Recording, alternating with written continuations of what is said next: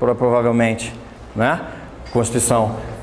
Imagina a cultura jurídica. É questão de... Não, é impossível. Quem alega tem que provar. Isso é na cabeça muito forte. Aí vem um código ultramoderno, vocês sabem que é o código mais moderno do mundo na matéria, né? Fala, não, ó, ele é mais fraco, inverte o ônus da prova. Ele diz que foi por culpa do outro, e o outro que se vire para provar que não foi. Não parece meio absurdo? Pra gente que é novo, a gente pode achar que pode parecer, mas naquela época, 10 anos para aplicar um instituto. Aqui era caso de doutrina? Aí você tem que trazer todas as armas que você tiver. Doutrina nacional, doutrina estrangeira.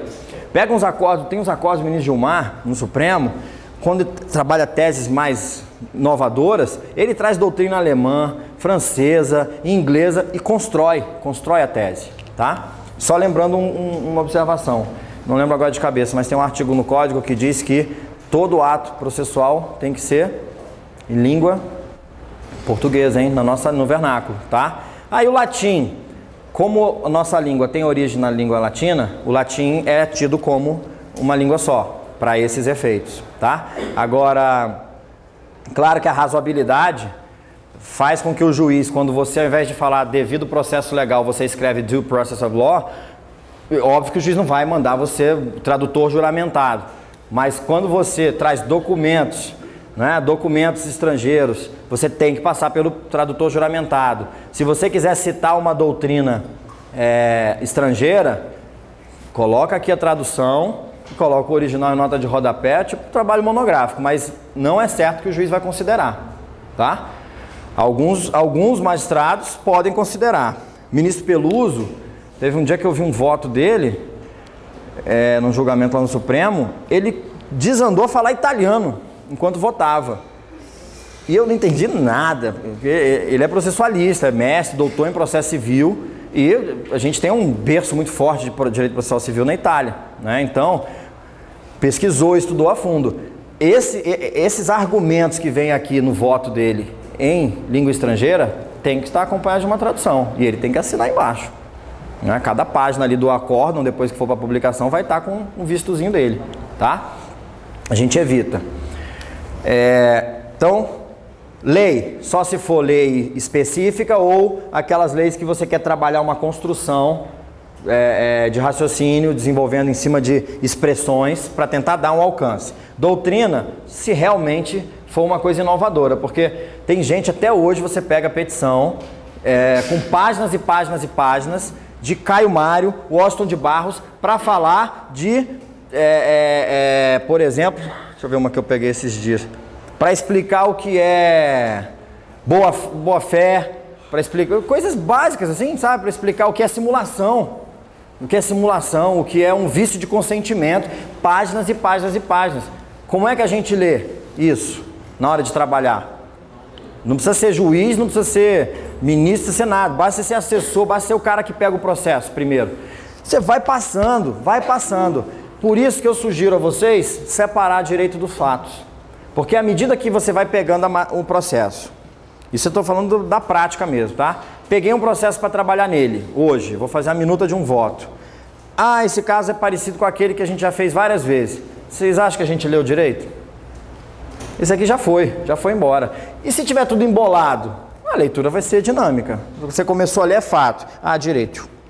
Tá, isso aqui é importante. E sem querer a gente acaba errando, né? Existe uma cobrança da sociedade. Hoje, o Bom Dia Brasil de hoje, eu estava fechando a porta de casa e televisão ligada, minha esposa assistindo, e eu ouvi o restinho da chamada. Porque a justiça brasileira chega a ser, qual foi a expressão que ela usou? Tipo, ridiculamente lenta, alguma coisa assim. Tá, absurda, foi, quem ouviu aí, foi alguma coisa assim, lenta. E aí a matéria vem. Vocês sabem que está uma meta 2 acontecendo, do CNJ, né? Vocês já viram o que é a meta 2? Julgar todos os processos que foram iniciados antes de 2005. A gente está em 2010. Precisa o constituinte derivado criar um órgão para esse órgão pegar e impor uma meta dizendo, olha, 5 anos para ter, mais de 5 anos para ter uma sentença. Sentença, o juiz de primeiro grau. Mais de 5 anos é exagero, né? Mesmo com volume. O código, quando a gente chegar nessa fase, nessa parte, eu vou mostrar para vocês. O código, ele foi idealizado, o procedimento foi construído no processo civil para o juiz proferir sentença na audiência. Essa é a lógica. E é a lógica mais lógica. Por quê?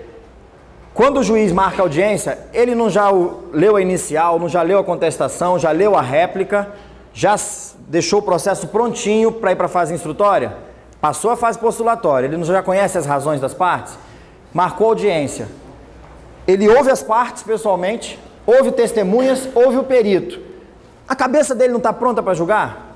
Ele já está convencido. Ele sabe quem tem razão. Ele conhece o direito. Não era só ele começar a ditar a sentença? Mas aí ele prefere fazer o quê? Eu vou proferir sentença em gabinete. Porque o código diz que o juiz vai proferir a sentença na audiência ou em 10 dias. Esse 10 dias às vezes vira 2 anos. Só que o que é pior? Ainda que o juiz vá pegar 10 dias depois dessa sentença para proferir, vocês acham que ele lembra? Tudo. Tem a ata. Ele vai ter que ler a ata da audiência, vai ter que reler a inicial, vai ter que reler a contestação, vai ter que fazer o trabalho dobrado todo de novo. Para daí ele começar a sentenciar. Aí como ele vai fazer a sentença escrita, ela tem que ser mais trabalhada, porque senão vai subir a sentença para o tribunal, vai, pô, mas que sentença michuruca aqui. Enquanto que a sentença oral, ele pode só editando rapidinho, ó, é isso, é aquilo, aquilo outro, fulano tem razão, acabou a sentença com 2 páginas, resolveu o direito, e a parte que não gostar recorre. Percebe?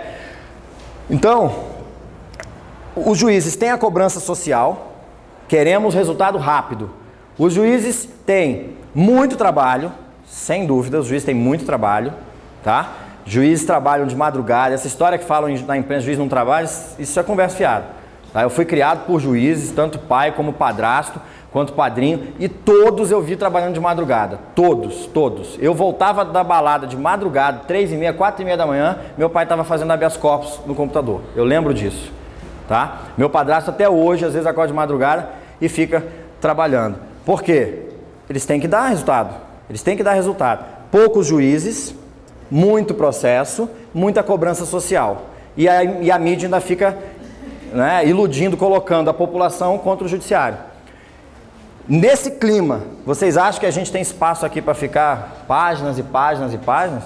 Um bom advogado não faz isso não, tá? Oi. Aí, vou colocar agora. Jurisprudência. É uma coisa curiosa a jurisprudência, porque a gente estudou lá nas matérias de base do curso que o nosso direito é inspirado no direito romano-germânico, né?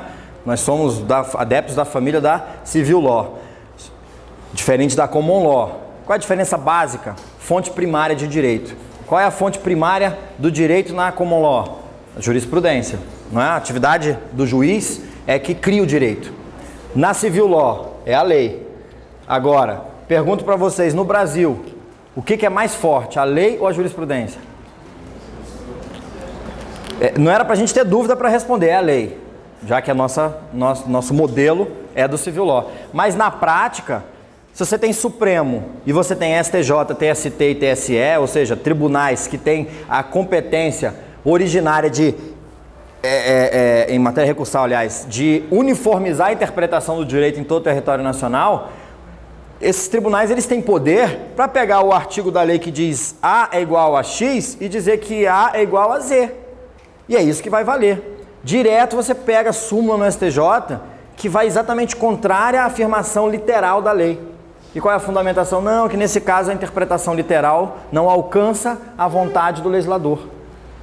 Fico com a interpretação teleológica, finalística e assim por diante. Então, primeira coisa, em razão dessa preponderância, né, da interpretação dos tribunais superiores sobre a vontade do juiz, a jurisprudência é o que a gente pode trabalhar melhor aqui. Já é um indicativo que você dá para o juiz, olha, a minha tese jurídica, o que eu estou argumentando, é tão razoável que já foi reconhecido pelo judiciário em tal estado, em tal instância e assim por diante, conforme demonstram os acórdãos aqui citados. E aí vai transcrevendo e fazendo esse trabalho de destaque que eu disse para vocês, tá?